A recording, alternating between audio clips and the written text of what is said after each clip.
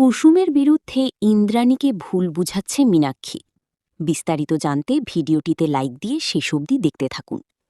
গল্পের শুরুতে দেখা যায় কুসুম মনে মনে বলে, হে মহাদেব, আমি জানি না আমি এখান থেকে ছোট সাহেবকে কিভাবে নিয়ে যাব। ইন্দ্রাণী বলে, এ তো শুভ লক্ষণ রাজ। কুসুম বলে, আমার এক্ষুনি বড় সাহেবকে জানাতে হবে। গুরুদেব বলে, ইন্দ্রাণী, কে এবার তোমরা এই মূর্তি নিয়ে যেতে পারো। আয়ুষের বিপদমুক্ত হবে আশীর্বাদ করি।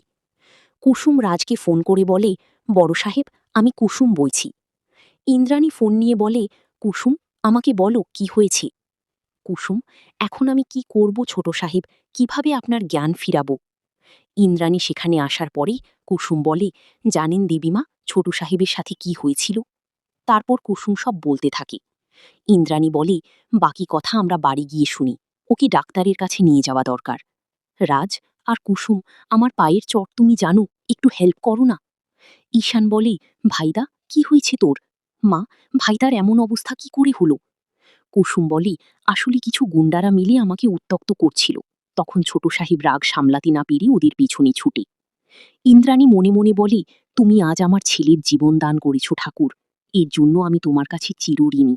আজ আয়ুষের কিছু হয়ে গেলে আমার বুক কাঁপছে। ইন্দ্রাণী কুসুমকে বলে, কুসুম, আজ তুমি একজন মাকে সন্তানহারা হওয়া থেকে বাঁচিয়েছ।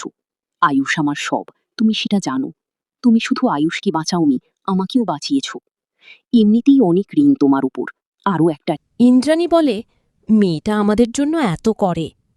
মীনাক্ষী বলে, একটা কথা আমার মাথায় কিছুতেই ঢুকছে না, কুসুম সময় মতো সেখানে গেল কিভাবে। ইন্দ্রাণী মনে মনে বলে, আমি তো কুসুমকে আয়ুষের সাথে যেতে বলিনি, তাহলে ও কেন গেল। সত্যি তো, এটা তো ভেবে দেখিনি। মীনাক্ষী বলে, একটা কথা, কুসুম যদি আয়ুষের সাথে মন্দিরে না যেত, তাহলে কিন্তু গুন্ডাগুলো ওর পিছু নিত না, আর আয়ুষও ওদের পিছু নিত না। আমার মনে হয় এবার কুসুমের প্রতি অন্ধবিশ্বাস না রেখে আসলে কি হচ্ছে সেটা খতিয়ে দেখা। আয়ুষ বলে, আমি আরেকটা জিনিস বুঝতে পেরেছি।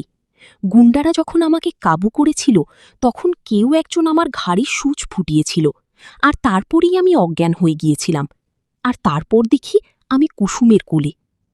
কুসুম মনে মনে বলে, কারা ছোট সাহেবের এই অবস্থা করেছিল, কেন ছোট সাহেব এইভাবে মেরেছিল।